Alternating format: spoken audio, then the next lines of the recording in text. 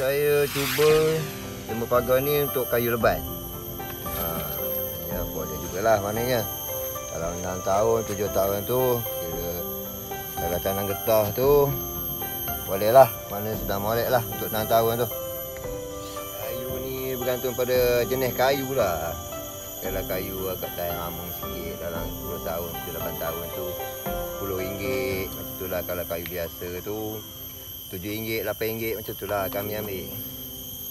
Ini bukan kira kerja mudah lah. Maknanya kalau orang yang biasa-biasa tu mungkin tak boleh buat lah. Kalau orang yang dah biasa tu mungkin boleh buat lah. Macam kami ni dah biasa. Tapi tidaklah selalu. Begitulah kisah kehidupan mereka sebagai seorang pembelah kayu. Seperti yang Amir beritahu kepada kita tadi, hari ini dia membelah kayu leban untuk dijadikan temba pagar.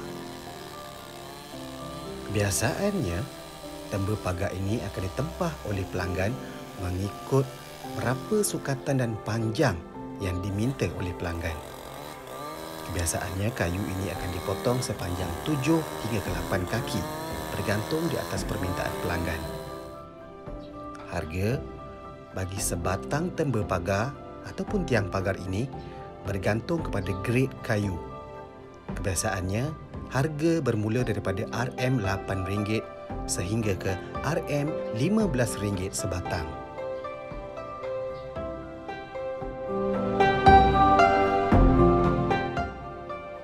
Amir sedang menajamkan bahagian hujung temba pagar ini nanti supaya senang.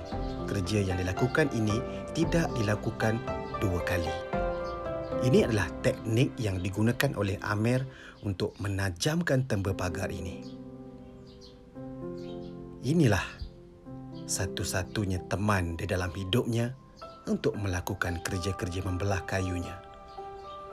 Chainsaw kesayangannya ini membantu dia mencari rezeki demi keluarga dan meneruskan kelangsungan hidup. Setelah mendapat kepingan kayu di blok kayu besar ini tadi, Amir akan mula meracik untuk mendapatkan kepingan-kepingan yang dijadikan temba pagar ini nanti. Jika dapat kita lihat, ini adalah di antara proses untuk mendapatkan temba pagar setelah Amir membelah blok-blok kayu tadi dijadikan kepingan dan akan mula mengukur dan mendapatkan sukatan bagi sebatang temba pagar.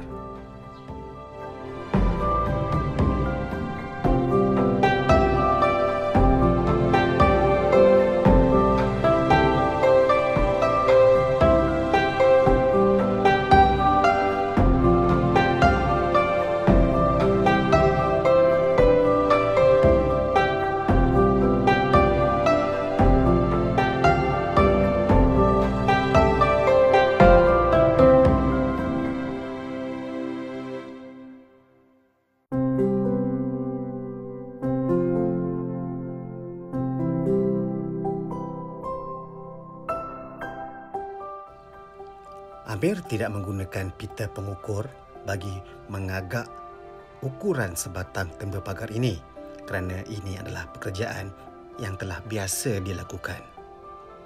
Kebiasaannya, ukuran bagi sebatang temba pagar antara 4 kali 2 inci ataupun 6 kali 2 inci. Setelah temba-temba pagar ini dipotong dan diracik untuk mendapatkan hasilnya, temba-temba pagar ini akan disusun di satu bahagian, kemudiannya akan mula dipunggah keluar hanya dengan memikul. Kerana struktur jalan di kawasan kebun dan semak ini membuatkan lori tidak boleh masuk dan ianya agak menyukarkan kerja mereka untuk memunggah keluar temba pagar yang telah siap dipotong tadi. Inilah di antara salah satu cabaran setelah mereka penat membelah kayu dan mendapatkan hasil temba yang diminta oleh pelanggan. Mereka perlu memunggah keluar temba-temba pagar ini tadi walaupun dalam keadaan yang susah dan juga sukar. inilah lapangan kerja mereka. Setelah selesai, mereka akan pulang dan akan menyambung kerja mereka pada keesokan harinya pula.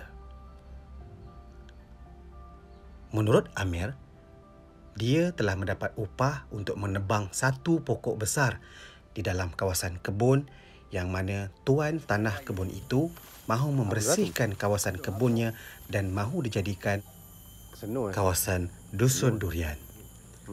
Hari ini kita akan bersama dengan Amir untuk melihat bagaimanakah Amir menebang pokok yang besar ini dan dapat kita lihat bahaya serta kesukaran dia untuk menembangkan pokok yang sebesar ini.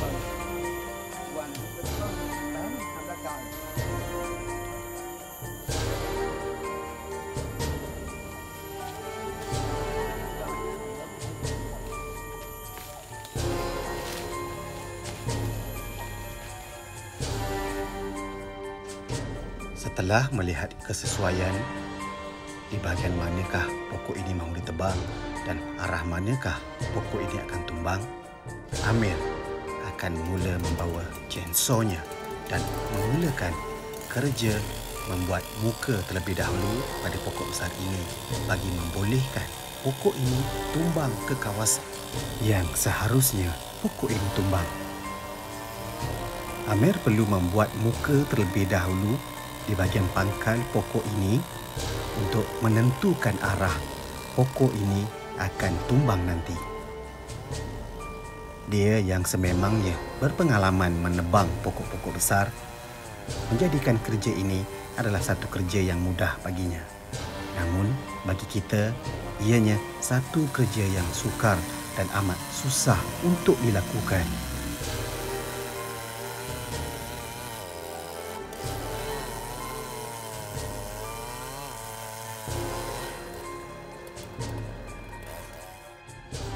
Setelah bahagian muka pada pokok besar ini dibuat, Amir akan mula menentukan arah pokok ini akan tumbang dan dia akan mula menggergaji bahagian mana terlebih dahulu untuk memastikan dia selamat serta pokok yang ditebang itu tadi tidak membahayakan orang di sekeliling serta pokok yang tumbang ini nanti mudah untuk dipotong kepada kepingan yang lebih kecil.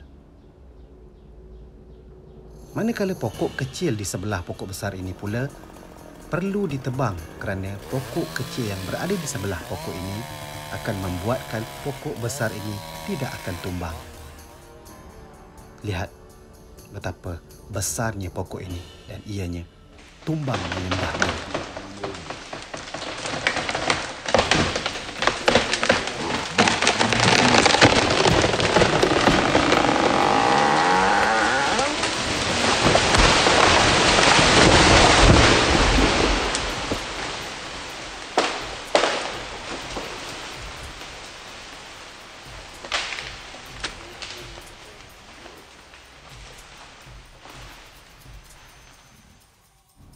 Kini, pokok besar itu telah pun tumbang dan Amir berasa puas hati kerana pokok yang ditebangnya itu jatuh ke kawasan yang sepatutnya ianya jatuh.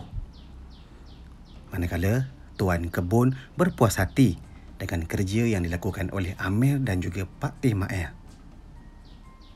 Kerja ini belum selesai. Amir perlu membuat potongan-potongan kecil pada bahagian pokok ini pula untuk memudahkan kerja yang berikutnya. Beginilah kisah seorang pemuda kampung pembelah kayu. Itulah dia. Demikian kisah kita pada kali ini berkenaan dengan seorang pemuda kampung yang melakukan kerja-kerja kampung, khususnya kerja membelah kayu untuk dijadikan perabot, dijadikan asas untuk membina rumah serta dijadikan kayu pagar dan pelbagainya. Sampai kita berjumpa lagi di episod dan juga VT yang menarik akan datang. Jangan lupa untuk subscribe, like, share dan juga komen Poklan Channel. Sampai kita jumpa lagi. Assalamualaikum. Demikianlah kisah kita pada kali ini. Berdansa di rimba. Jangan lupa untuk subscribe, like, share serta komen Portland Channel.